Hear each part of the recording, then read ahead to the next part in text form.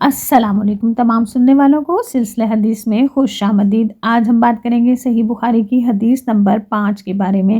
یہ حدیث بھی نزول وحی سے متعلق ہے اور اس میں بتایا گیا ہے کہ جب نبی پاک صلی اللہ علیہ وآلہ وسلم پر وحی نازل ہوتی تو نبی پاک صلی اللہ علیہ وآلہ وسلم کو کافی مشقت اٹھانا پڑتی۔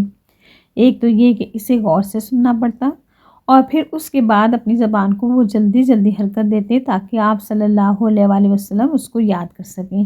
اس کے ساتھ ساتھ وحی کے معنی اور مطلب پہ بھی غور کرتے تاکہ وہ آپ کو اچھی طرح ذہن نشین ہو جائیں۔ لیکن پھر اللہ پاک نے آپ صلی اللہ علیہ وآلہ وسلم کی اس مشقت کی ذمہ داری اپنے اوپر لی اور فرمایا کہ آپ صلی اللہ علیہ وآلہ وسلم نے اسے صرف غور سے سننا ہے، اس کے بعد یہ آپ کے سینے میں محفوظ ہو جائے گی۔ اور آیات کے معنی اور مطلب بھی اللہ پاک خود آپ کو سمجھا دیں گے، لہٰذا آپ صلی اللہ علیہ وآلہ وسلم اپنے اوپر کسی بھی قسم کی مشقت نہ ڈالیں۔ پھر جب حضرت جبرائیل علیہ السلام لمبی صورتیں پڑھتے تو رسول پاک صلی اللہ علیہ وآلہ وسلم انہیں انتہائی اطمینان و سکون کے ساتھ سنتے، اور جبرائیل علیہ السلام کے چلے جانے کے بعد آپ صلی اللہ علیہ وآلہ وسلم انہیں بالکل اسی طرح پڑھتے جس طرح حضرت جبرائیل علیہ السلام نے پڑھی ہوتی تھیں۔ حدیث مبارکہ میں حضرت ابن عباس رضی اللہ تعالیٰ عنہ اور حضرت سعید بن جبیر رضی اللہ تعالیٰ عنہ کا نام بھی آیا ہے۔ حضرت سعید بن جبیر رضی اللہ تعالیٰ عنہ حضرت ابن عباس رضی اللہ تعالیٰ عنہ کے شاگرد تھے۔ یہ حدیث کے راوی ہیں تو انہوں نے نبی پاک صلی اللہ علیہ وآلہ وسلم کی وحی یاد کرنے کی کیفیت بیان کی ہے کہ وہ کس طرح اپنے ہونٹوں کو حرکت دیتے تھے جب ان پر وحی کا نزول ہوتا تھا۔ آئیے اب ہم حدیث مبارکہ کی طرف چلتے ہیں۔ رسول اللہ صلی اللہ علیہ وآلہ وسلم نزول قرآن کے وقت بہت سختی محسوس فرمایا کرتے تھے، اور اس کی علامتوں میں سے ایک یہ تھی کہ یاد کرنے کے لیے آپ اپنے ہونٹوں کو ہلاتے تھے۔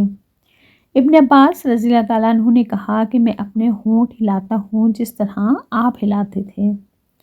سعید کہتے ہیں میں بھی اپنے ہونٹ ہلاتا ہوں جس طرح ابن عباس رضی اللہ تعالیٰ عنہ کو میں نے ہلاتے دیکھا۔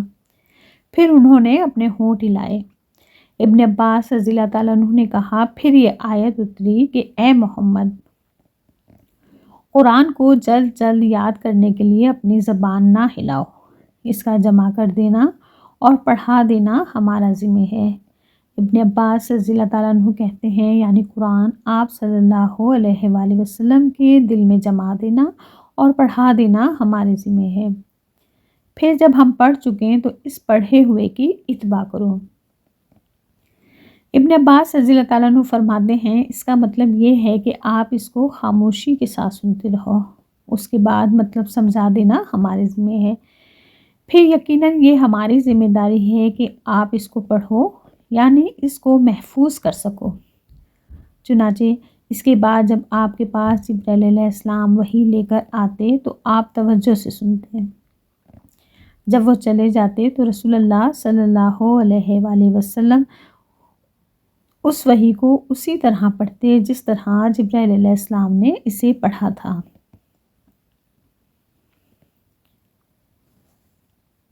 امید کرتی ہوں آپ سب کو حدیث مبارکہ بہتر طریقے سے سمجھ آ گئی ہوگی، کیونکہ ویڈیو کی ابتدا میں ہی میں نے اس حدیث مبارکہ کی وضاحت کر دی تھی۔ انشاءاللہ اگلی ویڈیو میں ہم دیکھیں گے کہ قرآن کے نزول کے بعد حضرت جبرائیل علیہ السلام رمضان کی ہر رات میں آپ صلی اللہ علیہ وآلہ وسلم کے پاس آتے اور قرآن کا دورہ کرتے، یعنی آپ صلی اللہ علیہ وآلہ وسلم کے ساتھ مل کر قرآن کو دہراتے۔ اگر ویڈیو پسند آئے تو لائک اور صدقہ جاریہ کے طور پر شیئر کرنا نہ بھولیے گا، اور اگر چینل پر نئے ہیں تو براہ مہربانی چینل کو سبسکرائب کرتے جائیے۔ اس کے ساتھ ہی اجازت دیجیے، انشاءاللہ پھر ملتے ہیں۔ اللہ حافظ۔